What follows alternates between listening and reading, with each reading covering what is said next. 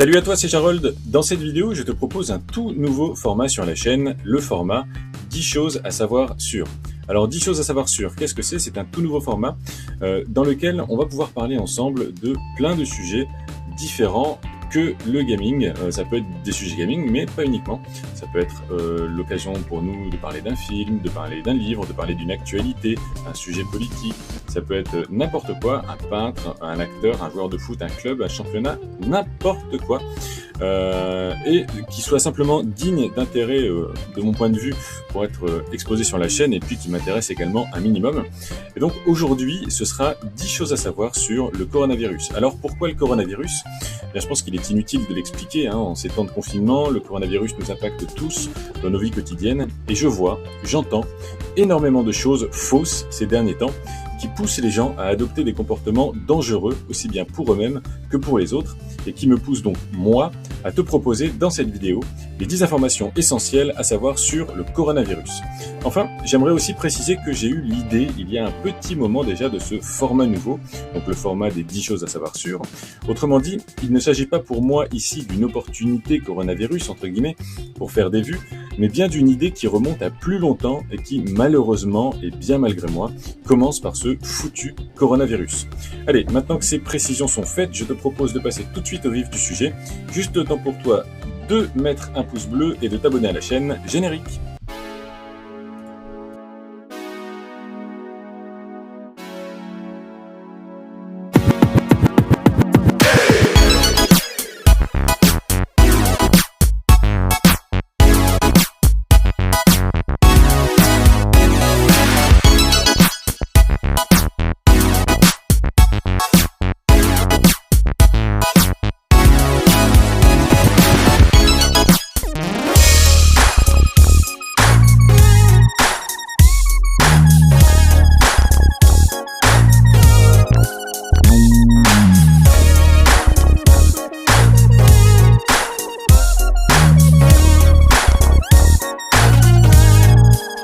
D'abord, la première information à donner sur le coronavirus, ou plutôt la première question à laquelle il faut répondre quand on parle de coronavirus, c'est tout simplement qu'est-ce que le coronavirus?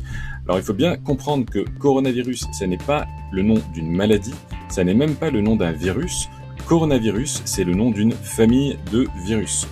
Dans cette famille de virus, il y a notamment le SARS-CoV-2. Ça, c'est le nom du virus dont on parle quand généralement on parle de coronavirus, en France en tout cas aujourd'hui. Donc le SARS-CoV-2 est le nom d'un virus qui fait partie de la famille des coronavirus. Et le SARS-CoV-2, chez l'être humain, peut déclencher une maladie qui s'appelle le Covid-19. Voilà, donc on a tous déjà entendu parler de ces termes, coronavirus, Covid-19, peut-être moins SARS-CoV-2, mais en tout cas, c'est comme ça que ça se passe. C'est comme ça que c'est rangé, c'est comme ça qu'il faut le comprendre. La famille des virus, c'est le coronavirus. Le virus en lui-même, c'est le SARS-CoV-2. Et la maladie chez l'homme, c'est le Covid-19.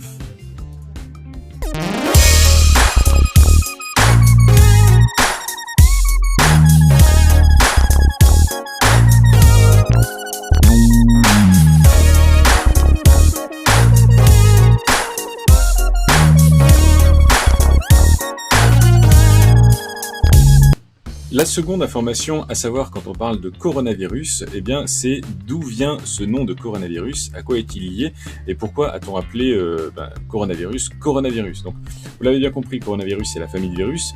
Et ces virus-là, cette famille de virus-là, doit son nom à la forme, tout simplement, qu'ont les protéines qui enrobent ces virus. C'est une forme qui peut s'apparenter à une forme de couronne, donc couronne, corona. Vous faites le lien, vous comprenez que c'est à la même racine, et c'est pour ça qu'on l'a appelé coronavirus. Je vous mets un petit exemple à l'écran d'illustration pour que vous compreniez pourquoi effectivement ça peut ressembler à une couronne. Bon, c'est une couronne d'un point de vue scientifique, on est bien d'accord, hein, c'est pas un marketeur qui a décidé ça. Mais bon, au moins c'est un truc un peu plus sympa et un peu plus simple que ce à quoi on pourrait s'attendre de la part de populations scientifiques. C'est pas un truc alambiqué, c'est pas un truc compliqué. Ils ont juste vu le truc, ils se sont dit ça a la forme d'une couronne, on va l'appeler Corona, et point barre, ça s'arrête là. Voilà, c'est la deuxième information.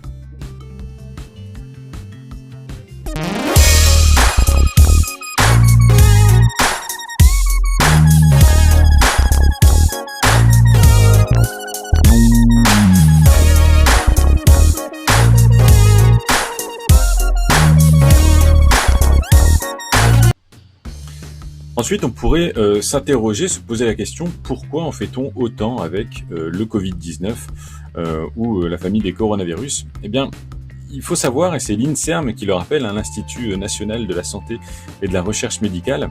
L'INSERM rappelle qu'il y a déjà eu, avant l'épidémie actuelle, 2 épidémies mortelles qui sont survenues au XXIe siècle, impliquant des coronavirus émergents, donc impliquant la famille des coronavirus.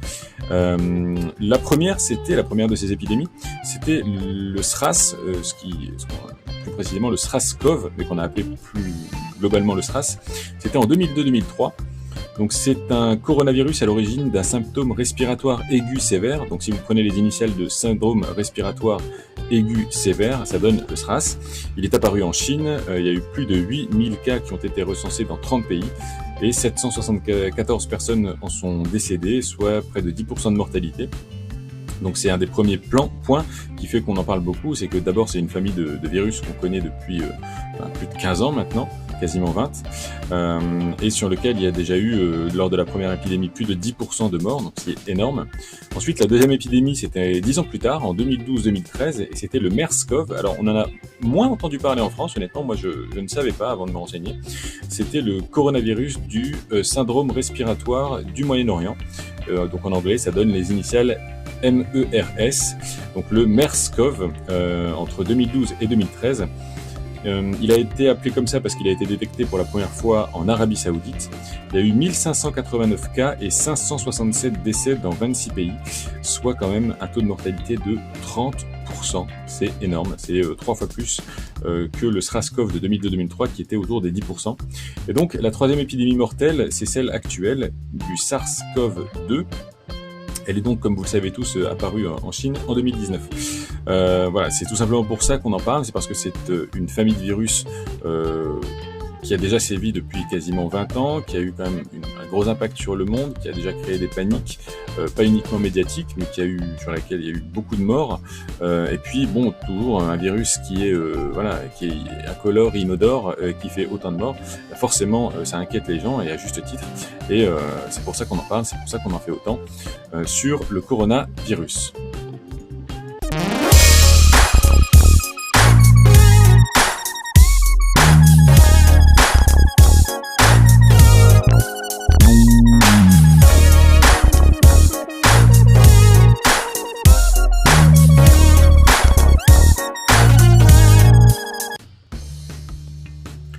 Le quatrième point, la quatrième information, c'est de savoir comment le Covid-19 se transmet-il entre humains.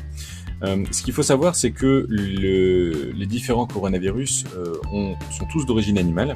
Ils se transmettent donc non seulement de l'animal à l'homme, mais aussi d'homme à homme.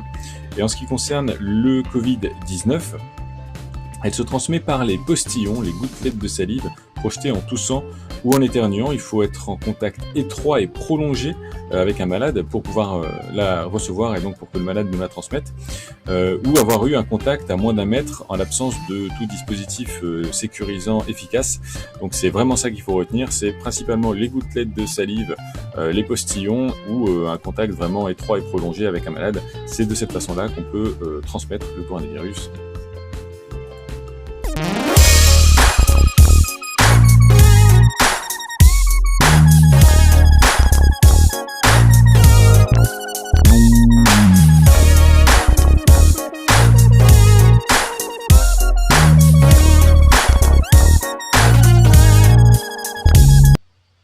Cinquième information sur le coronavirus, peut-on l'attraper autrement qu'entre êtres humains?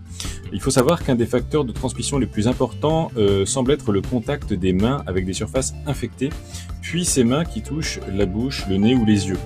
En fonction des températures ou des taux d'humidité, le virus peut en effet survivre quelques heures, voire quelques jours, sur diverses surfaces, si elles ne sont pas désinfectées. Pour information, il y a eu une information qui n'est pas encore vérifiée, mais qui a été diffusée par Le Parisien, qui dit que par exemple sur le carton, le coronavirus le virus qu'on appelle coronavirus peut survivre sur le carton jusqu'à 24 heures, sur le bois jusqu'à 4 jours, sur le verre jusqu'à 5 jours, sur le plastique jusqu'à 3 jours, dans l'air jusqu'à 3 heures et sur l'acier jusqu'à 3 jours. Alors ces informations n'ont pas été vérifiées scientifiquement à l'heure actuelle, mais ça peut vous donner une idée de la facilité à survivre de ce virus, y compris sur des surfaces inertes. Autrement dit, techniquement, vous pouvez, si vous touchez avec la main telle ou telle surface, attraper le coronavirus juste en touchant des objets et pas forcément en l'attrapant entre êtres humains. C'est pourquoi il est essentiel d'éviter de se toucher les yeux, le nez ou la bouche, qui sont des portes d'entrée possibles du virus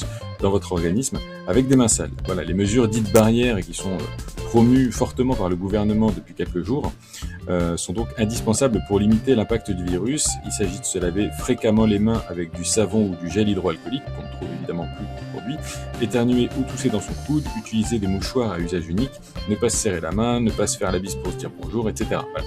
C'est les grands gestes barrières qui ont été promus par le gouvernement et qui sont faits justement parce qu'on peut l'attraper autrement qu'en traitant ce fameux Covid-19.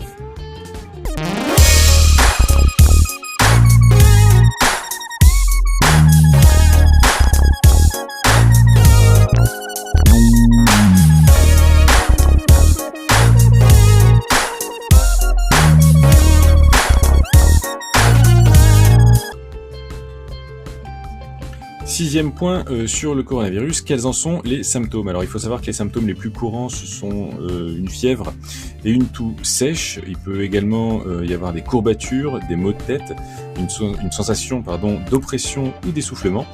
Ces symptômes évoquent une infection respiratoire aiguë ou des anomalies pulmonaires détectables radiologiquement, et dans les cas les plus graves, l'infection peut provoquer une détresse respiratoire avec une insuffisance rénale aiguë, voire une défaillance multiviscérale pouvant entraîner la mort.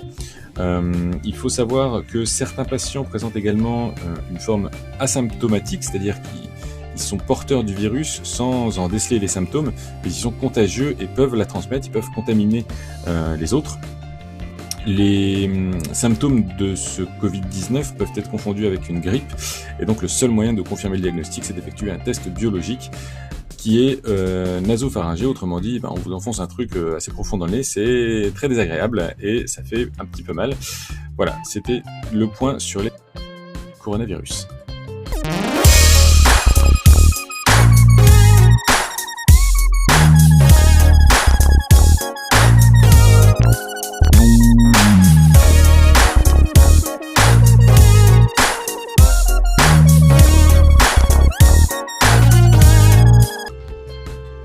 Septième point sur le coronavirus, existe-t-il un vaccin? La réponse est courte et claire, non, non, non, il n'existe à ce jour pas de vaccin contre le Covid-19.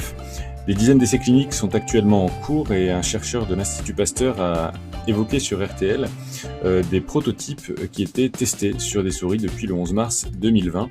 Il faut savoir qu'en temps normal, le cycle de développement d'un vaccin prend plusieurs années, mais que dans le contexte actuel, les entreprises qui travaillent dessus accélèrent le rythme de leur recherche et raccourcissent les délais de mise au point. On pourrait donc avoir un vaccin dans des délais un petit peu moins élevés, mais dans des délais qui sont quand même pas demain ou après-demain, très clairement.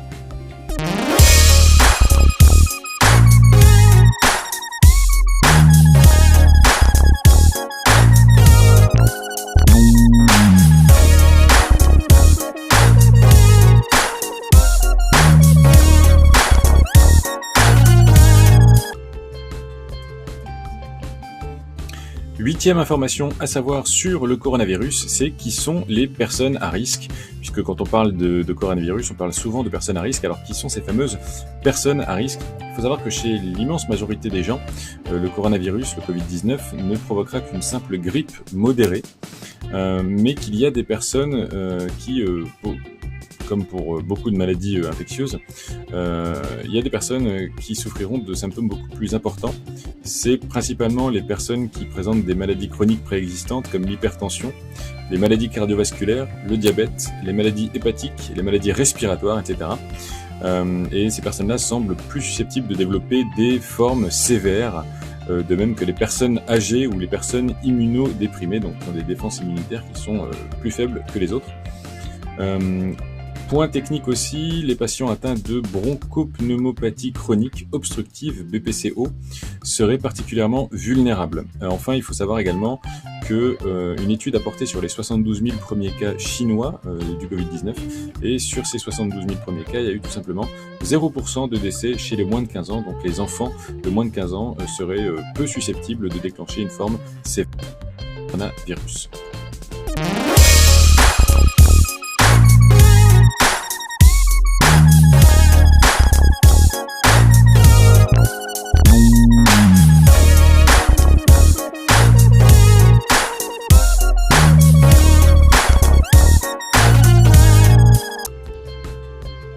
Neuvième et avant-dernière information sur le Covid-19, comment le traite-t-on aujourd'hui? Je précise, pour les personnes qui regardent cette vidéo, on est le 18 mars 2020, donc on est en plein début de confinement en France. Donc comment traite-t-on le Covid-19 aujourd'hui? Il faut savoir qu'on traite uniquement les symptômes, c'est-à-dire que voilà, vous allez principalement avoir de la fièvre en général, donc on va essayer de traiter ces symptômes-là. Il faut savoir que les anti-inflammatoires sont déconseillés, ils seraient des facteurs d'aggravation de l'infection.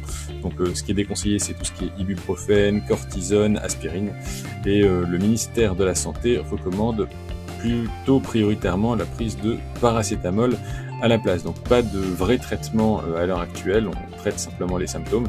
Évidemment, si vous avez des symptômes plus graves, ce sont ces symptômes plus graves que les médecins et les hôpitaux vont traiter, mais sinon ça commence simplement par traiter les symptômes de migraine, etc., que vous pouvez avoir, de maux de tête que vous pouvez avoir liés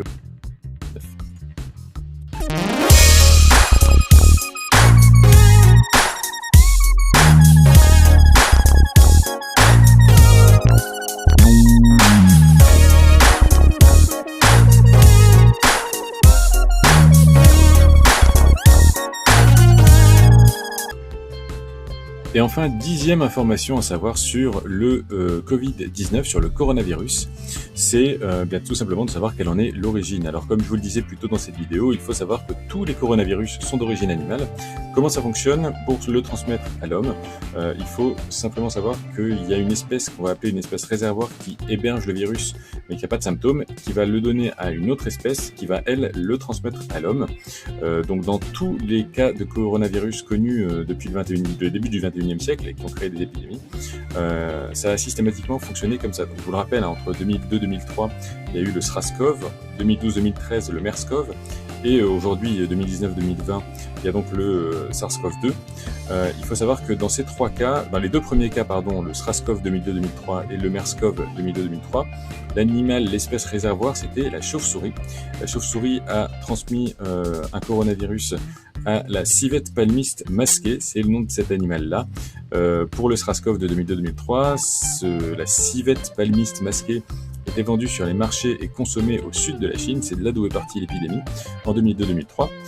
Pour ce qui est du MERS-CoV, dont je vous parlais un petit peu plus tôt dans cette vidéo, en 2012-2013 et qui est parti d'Arabie Saoudite, eh bien, il faut savoir que c'est la chauve-souris qui l'a transmise au dromadaire, qui l'a ensuite transmise à l'homme.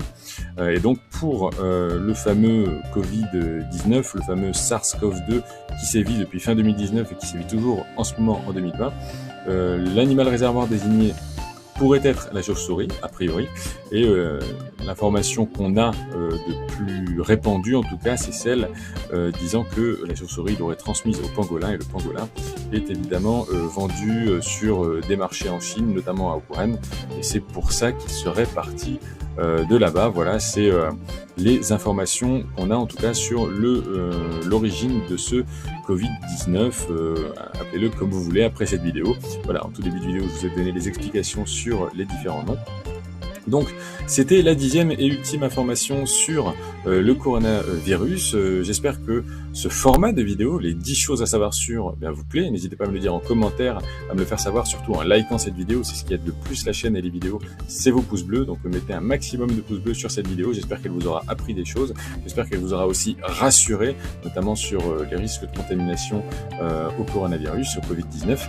Et j'espère que vous prendrez plaisir, comme moi, à retrouver ce format régulièrement sur la chaîne. Alors, j'ai pas mis de rythme précis pour ce genre de vidéo parce que ça va être un petit peu en fonction des sujets d'actualité, de savoir ce qui me plaît à un moment donné et de savoir ce dont j'ai envie de vous parler.